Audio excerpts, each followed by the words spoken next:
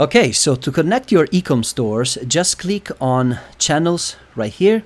After adding your platforms, the e-com platforms that we added in Marketplace, okay, if you remember, I added WordPress and Shopify, you will see them displayed right here. Okay, you will also see CJ because I installed it in the Marketplace. Okay, so now to connect your stores, okay, for WordPress, you just click on Connect WordPress Channel. Okay, and you're just gonna add your WordPress store URL here.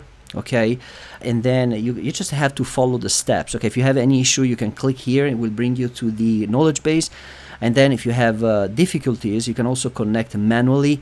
Okay, and you can add your URL, the key, and also the secret key right here. Okay, the same thing you will do for Shopify. Okay, you just go here, click here, connect Shopify channel. You just follow the process. Okay, like the URL, API key, and then you insert the admin API access token. Okay, the token or the password. Okay, you just add the channel, the store right here.